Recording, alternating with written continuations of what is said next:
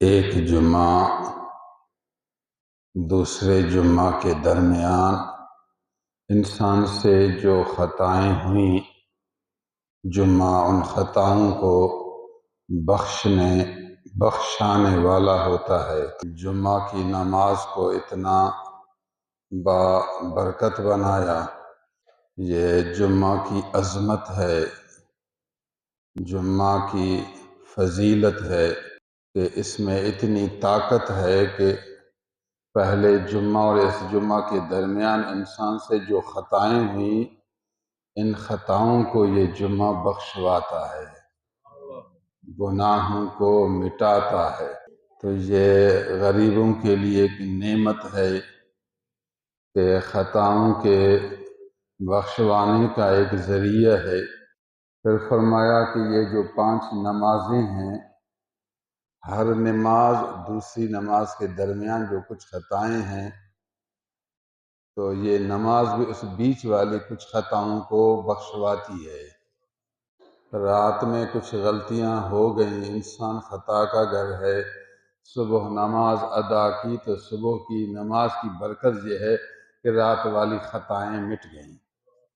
پھر ظہر کی نماز ہوئی تو صبح سے لے کر ظہر تک بشری تقاضا کے موافق خطائیں سرزد ہوتی ہیں، تو یہ نماز ظہر اس بیچ کے خطاؤں کو مٹا دیتی ہے۔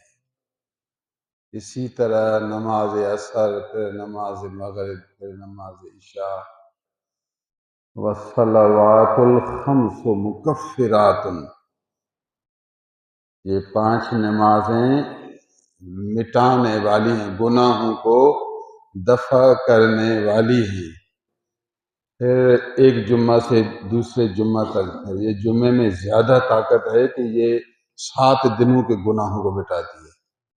پھر فرمایا کہ آدمی ایک عمرہ کرے تو پہلے عمرہ سے لے کر اس عمرہ کے درمیان اس سے جو خطائیں سرزد ہوئیں، یہ عمرہ ان پورے درمیان کے خطاؤں کو بخشواتا ہے۔ تو اس عمرے میں بھی طاقت ہے کہ یہ گھر سے نکلتا ہے، پھر بیت اللہ شریف میں حاضر ہوتا ہے، پھر طواف کرتا ہے، اللہ عز و جل کے گھر کا دیدار کرتا ہے۔ العمرۃ الی العمرۃ کفارۃ لما بینہما، ایک عمرہ دوسرے عمرہ کے درمیان گناہوں کو مٹانے والا ہے۔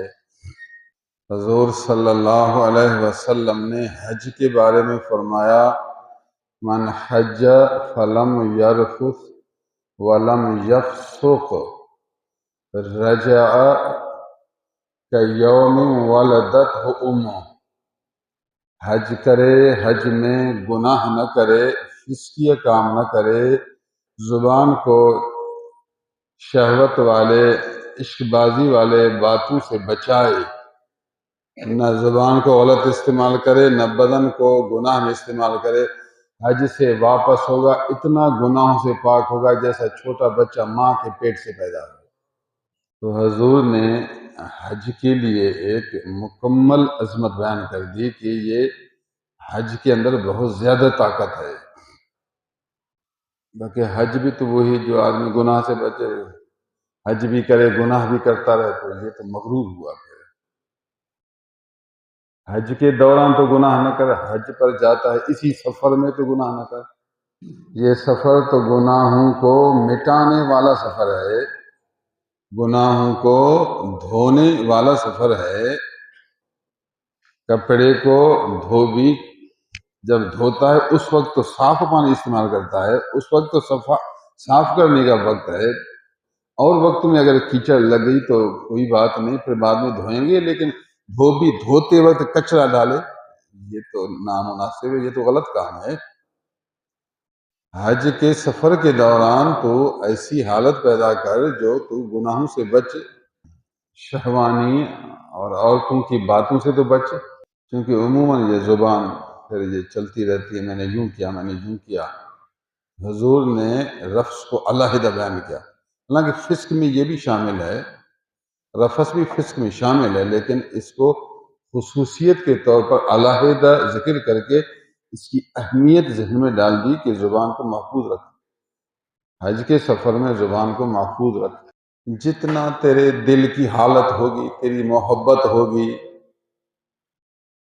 اپنے آپ کو محفوظ کرنے والی طبیعت ہوگی، تو اتنا برکت آئے گی۔ سارا مدار تیرے دل کا حال ہے۔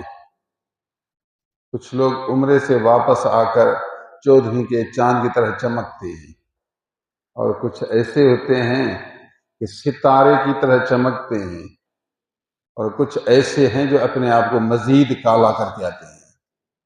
تو ایسا تو نہ بن کہ تو گیا سینگ لگانے کے لیے کان بھی کٹوا کر آیا، کہتے ہیں وہ سنگ ٹھانجلے کن بھی کپایا ہے، گیا سینگ لگانے کے لیے کان بھی کٹوا کر آیا۔ اللہ کا بندہ گیا گناہوں کو بخشوانے کے لیے ڈبل گناہ سر پر رکھ کر آیا، ڈبل گناہ۔